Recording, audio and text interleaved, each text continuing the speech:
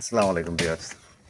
অবশেষে কিন্তু চলে আসলাম হজরত মিরাপিং শাহ মাজার শরীফে এবং এটা কিন্তু মোকাম টিলাতে অবস্থিত এবং এই মোকাম টিলা কিন্তু আপনার সমতল ভূমি হতে প্রায় কিন্তু 1000 ফিট উঁচুতে অবস্থিত। তো মোকাম টিলাটা আসলে কেমন, এখানের পরিবেশটা কীরকম, এটা কিন্তু মূলত আপনার কানাইঘাট আপনার থানার এটা মুলাগুলের পাশেই কিন্তু মোকাম টিলাটা অবস্থিত এবং এখান থেকে কিন্তু আসলে পাহাড় এবং এবং আপনার চতুর্পাশে যে আপনার নদী, পাশাপাশি যে আপনার সবুজ অরণ্য, সব কিছুই কিন্তু সুন্দরভাবে এখান থেকে আপনারা দেখতে পারবেন।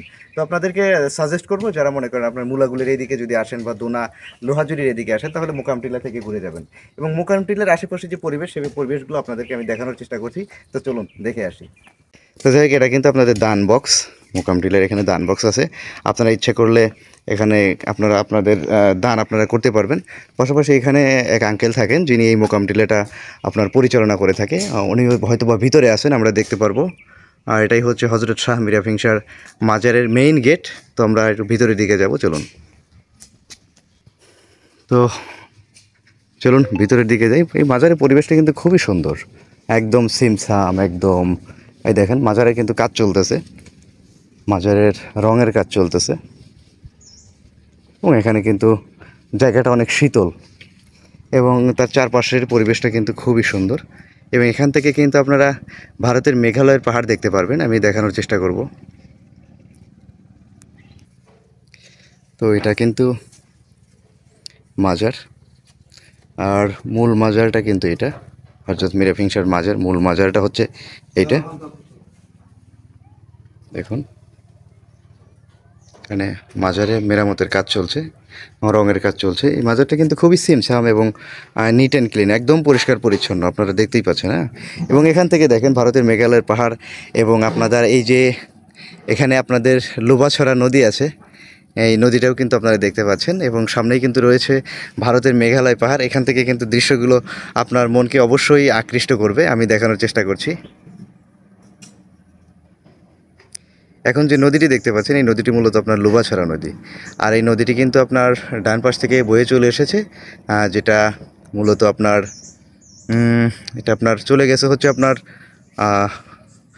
লোভার মুখের ওইদিকে এবং সুরমা নদীর সাথে এই নদীটি পতিত হয়েছে এবং এই নদীটি চলে এসেছে আপনার মূলত আপনার ইন্ডিয়া থেকে।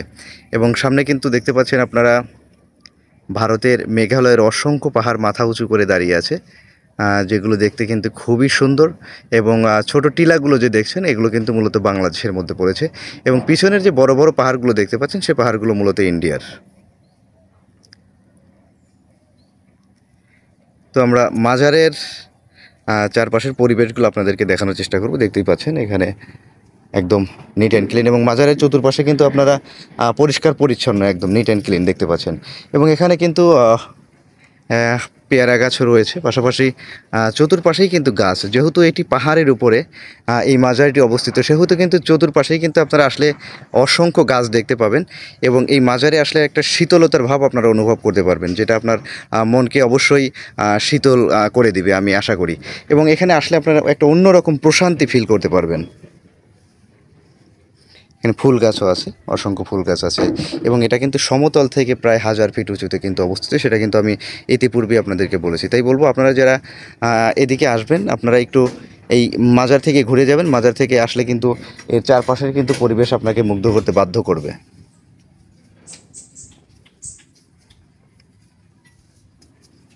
এই রাস্তার মেরামতের কাজ কতদিন হলো হয়েছে ভাই?